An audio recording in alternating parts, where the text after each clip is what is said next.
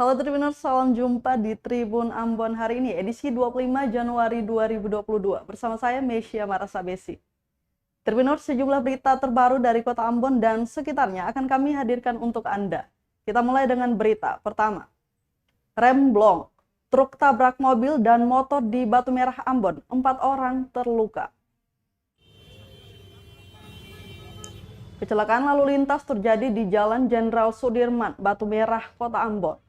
Insiden terjadi pada Selasa 25 Januari 2022 pagi tadi. Kecelakaan ini melibatkan sejumlah kendaraan, yakni truk, mobil angkot, dan sepeda motor. Peristiwa naas itu terjadi diduga lantaran truk bermuatan semen mengalami rem blong. Truk itu pun menabrak 3 unit motor dan 1 mobil angkutan umum. Tak ada korban meninggal, namun korban yang mengalami luka-luka sebanyak 4 orang. 2 diantaranya terdiri dari perempuan, 1 laki-laki dan 1 orang lansia yang berusia sekitar 70 tahun. Keempat korban itu pun langsung dilarikan ke rumah sakit terdekat.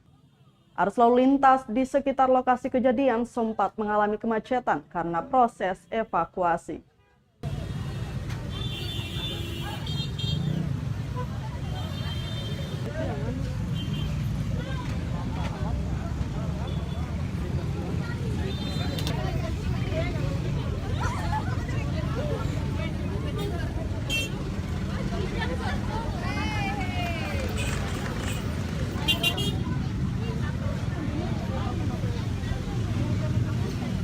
Dilarikan ke rumah sakit, ada juga kok 2 wanita di seberang sana, namun sudah dibawa juga ke rumah sakit Tribuners. Sementara arus lalu lintas di sini masih terpantau sedikit macet.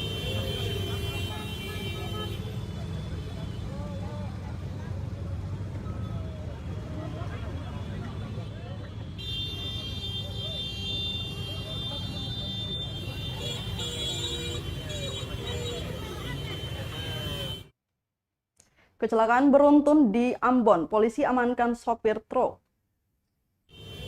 Polisi amankan sopir truk yang menabrak pejalan kaki dan sejumlah kendaraan di Jalan Jenderal Sudirman, Batu Merah, Kota Ambon. Demikian disampaikan Kasat Lantas Polresta Ambon, Kompol Senja Pratama, melalui sambungan telepon Selasa 25 Januari 2022 siang. Senja mengatakan dugaan sementara kecelakaan terjadi disebabkan mobil truk bernomor polisi DE 8049 OU itu mengalami rem blong. Lanjutnya aparat masih menyelidiki kejadian tersebut.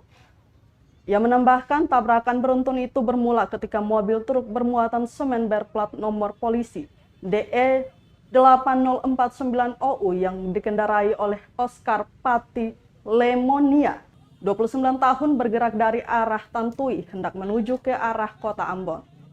Setelah sampai di jalan turunan di Desa Batu Merah, di mana pengendara Honda Scoopy Mirel Hiarich berusia 35 tahun berada di depan diikuti mobil angkot Galunggung yang dikendarai oleh Baharudin, 42 tahun.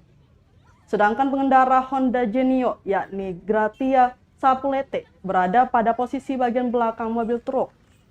Senja menambahkan akibat dari kecelakaan beruntun, 3 korban mengalami luka-luka dan dilarikan ke Rumah Sakit Bayangkara, Polda Maluku. Seberang sana, namun sudah dibawa juga ke Rumah Sakit Tribuners. Sementara arus lalu lintas di sini masih terpantau sedikit macet.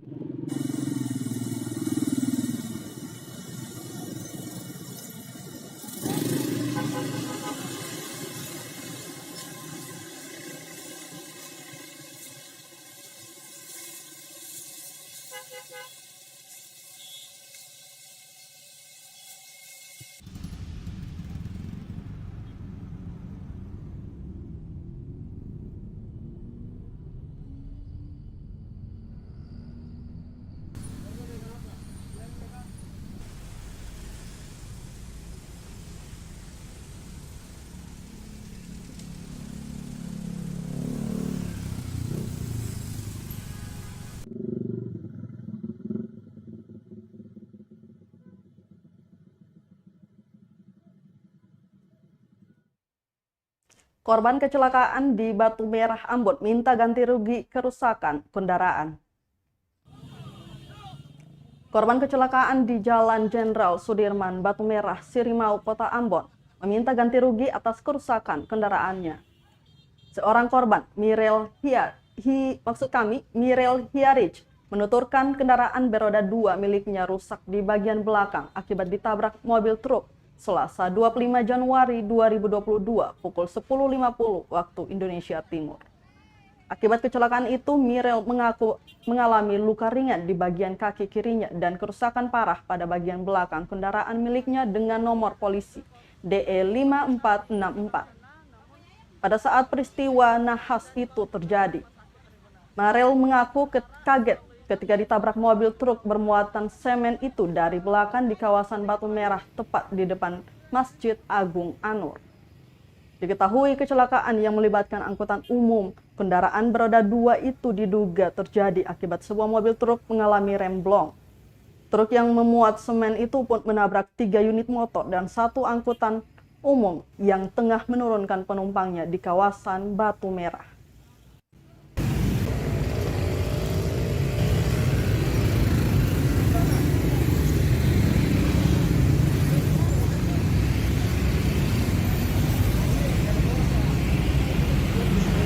Bang, salah satu korban tadi, boleh cerita bagaimana tadi?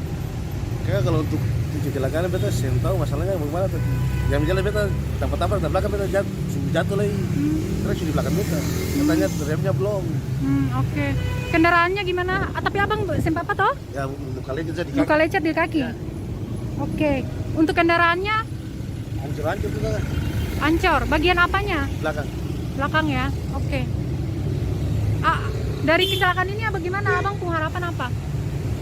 Yang penting beta bisa mau terjadi lah, beta bisa aktivitas kembali itu kata tuh.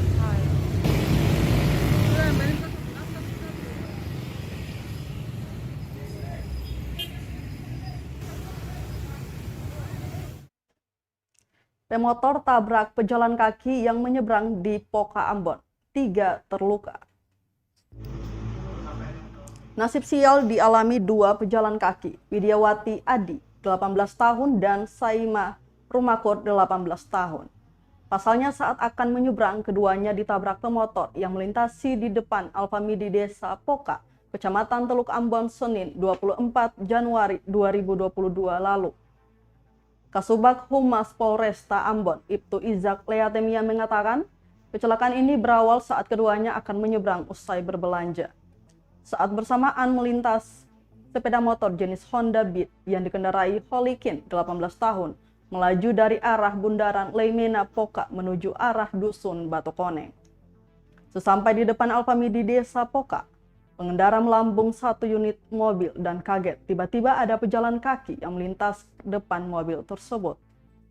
2 pejalan kaki dan pengendara sepeda motor kemudian dilarikan ke rumah sakit untuk mendapatkan perawatan medis. Sementara Holikin alami rasa nyeri pada bagian dada dan sepeda motor miliknya alami kerusakan pada bagian depan. Kasus laka lantas ini selanjutnya tak diproses hukum lantaran pengendara maupun korban sudah melakukan mediasi.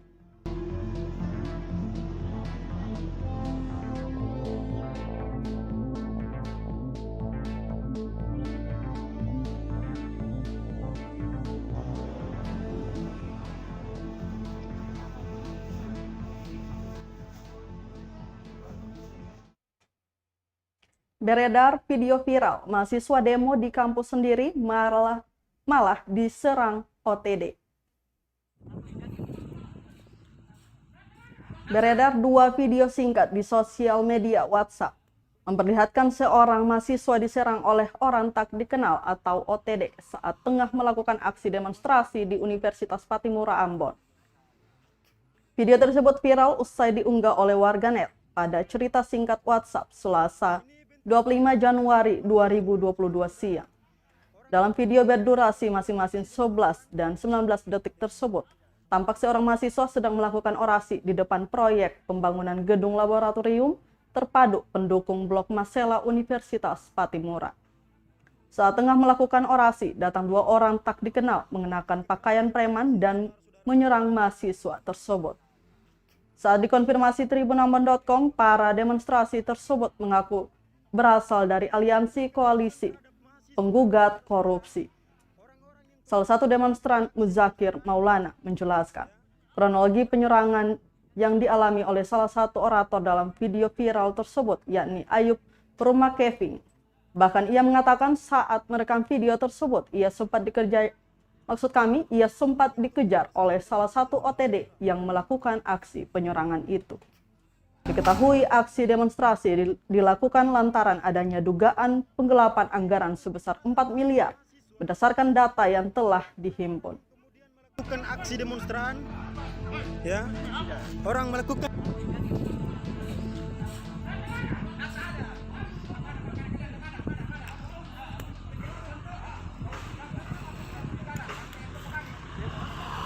ini bentuk kekerasan terhadap mahasiswa, saudara-saudara.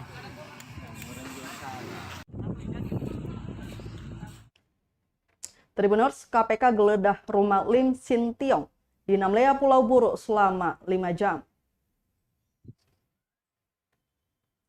Tim penyidik Komisi Pemberantasan Korupsi atau KPK menggeledah rumah karyawan Ivana Kuelju, yakni Lim Sin Tiong di Jalan BTN Tatanggo, Namlea, Kabupaten Buru, Senin 24 Januari 2022 kemarin. Pantauan Tribunamon.com di lokasi pukul 17.00 waktu Indonesia Timur.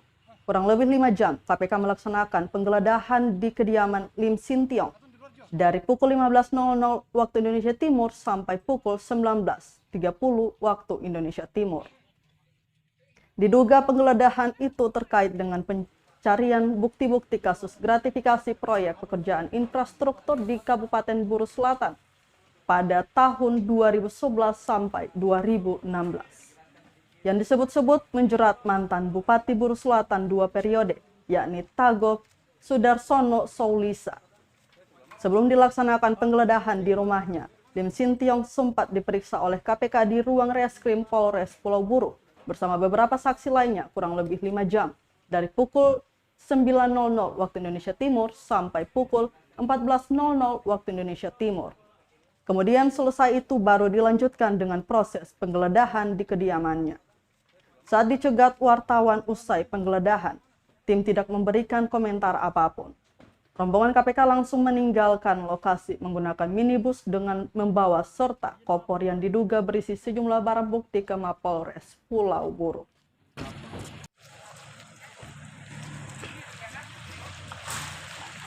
Ini adalah tim KPK. Pak, keterangan sedikit, Pak.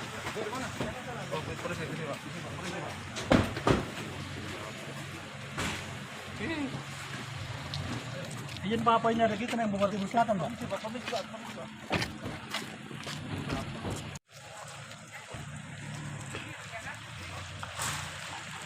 Ini adalah tim KPK.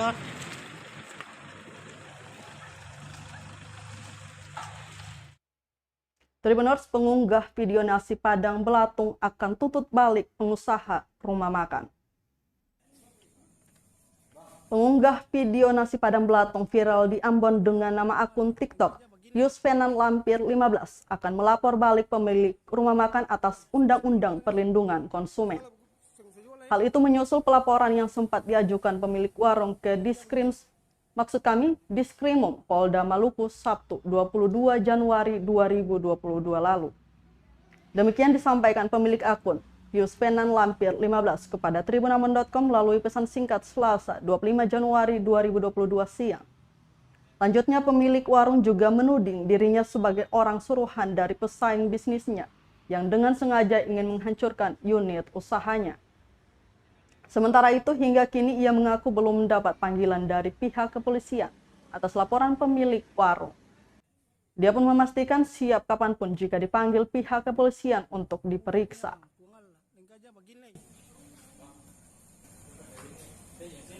Abang, saya jual barang nih. Dan kalau saya jual nih, tinggal aja begini.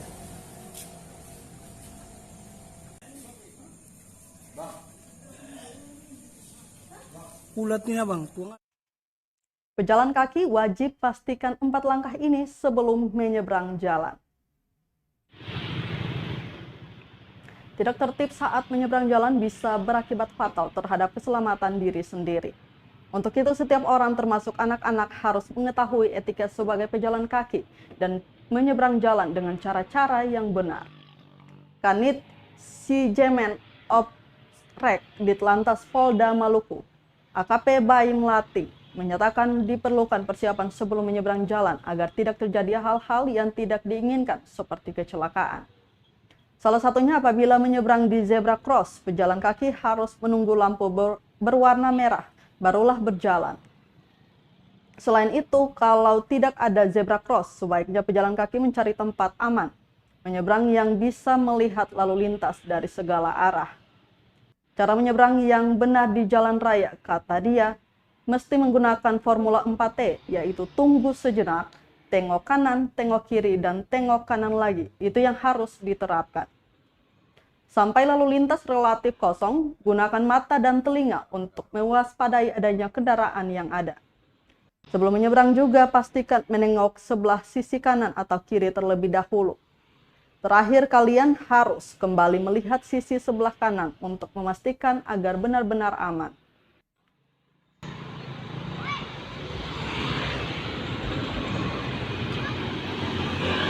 Untuk menyeberang jalan yang benar agar pejalan kaki itu selamat, tidak terjadi laka lantas. Pada saat mau menyeberang, bila itu tidak ada zebra cross atau tidak ada lampu lalu lintas yang warna merah, hijau, sama kuning, setidaknya pejalan kaki itu harus melihat kiri dan kanan dulu terlebih dahulu. Apabila tidak ada kendaraan yang lewat atau pada saat kosong, yang bersangkutan bisa menyeberang sehingga bisa terhindar dari kecelakaan. Sedangkan untuk tempat yang ada zebra cross, ada baiknya, saya sarankan ada baiknya sebelum menyeberang jalan, pilihlah tempat yang ada zebra cross-nya. Pada saat memperhatikan lampu warna hijau, silakan menyeberang. Tapi kalau lampu warna merah atau kuning, jangan menyeberang sehingga tidak bisa ketabrak. Sedangkan untuk teman-teman yang pengendara roda 2 maupun roda 4, saya mengajak pada saat mengendarai kendaraan di jalan umum agar memperhatikan juga pejalan kaki. Karena apapun itu dia manusia, dia punya nyawa, dia punya keluarga yang ada menunggu di rumah. Agar kecepatan dikurangi pada saat di pertigaan, perempatan, atau ada lihat kerumunan, atau ada lihat pejalan kaki yang mau nyebrang, agar kecepatan dikurangi.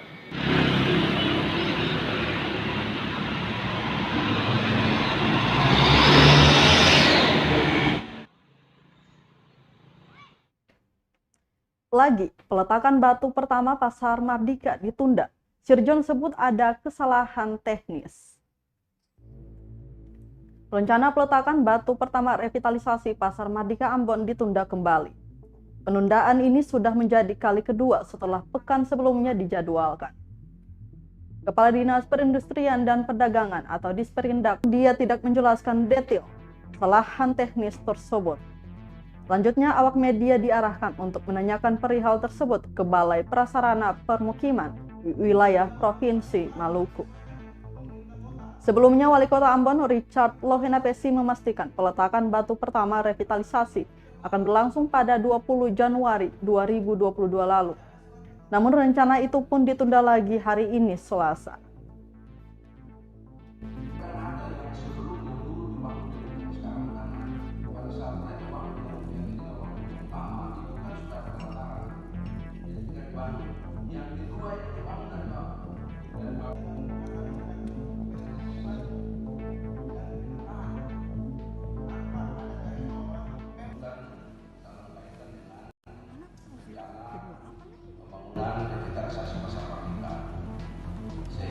Tanyakan saja, itu mungkin ada masalah teknis.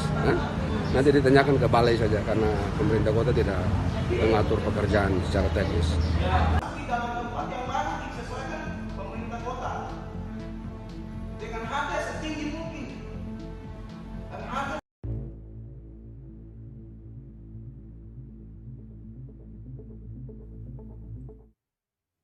Sularmana tak mau tahu soal kenaikan harga lapak di Pasar Mardika Ambon. Kepala Dinas Perindustrian dan Perdagangan atau Disperindak Kota Ambon Sirjon Sularmanat tak mau tahu soal kenaikan harga lapak dalam proses relokasi pedagang. Kata dia, kenaikan harga lapak tidak bisa diintervensi oleh pemerintah kota atau Pemkot Ambon. Pasalnya relokasi tidak dianggarkan dari anggaran pendapatan dan belanja daerah atau APBD Kota Ambon. Ia menerangkan harga resmi yang disampaikan pihak pengembang kepada Pemkot Ambon senilai Rp12.500.000. Sehingga jika ada harga yang lebih tinggi dari yang telah ditetapkan Pemkot, maka sudah bukan urusan pemerintah. Lanjut dia, kenaikan harga lapak 20-25 juta rupiah itu bisa jadi disebabkan karena ada permainan dari oknum-oknum di pasar. Mereka bisa saja membeli lalu menjualnya kembali dengan harga yang mahal. Dan ada yang sebelum yang dulu dibangun dengan yang sekarang, karena pada saat mereka bangun yang ketiga bangun yang lama itu kan sudah begini. Jadi ini ibarat kita di satu sisi kita jujur harus katakan bahwa pihak ketiga dengan pendekatan yang dilakukan hari ini itu cukup membantu pemerintah kota untuk merelokasi pedagang ya yang terdampak dari relokasi, karena awalnya itu kan pemerintah kota tidak menyiapkan pasar-pasar sementara dengan menggunakan APBD. Nah, sehingga dengan kerjasama dari pihak ketiga itu dan berdasarkan kesepakatan yang mereka buat dengan para pedagang itu sudah berproses. Jadi ini sebetulnya ini kasuistis. Ini kasuistis 1-2, mungkin ada 1-2, tapi faktanya bahwa banyak pedagang yang sudah beraktivitas di pasar-pasar sementara. Seperti gitu. Itu kan kasuistis. Seperti gitu. Jadi Ketung lebih melihat kepada bagaimana pembangunan pasar baru ini segera dilakukan demi untuk kepentingan masyarakat Maluku dan pedagang. Itu yang paling utama. Dalam tempat yang baru disesuaikan pemerintah kota.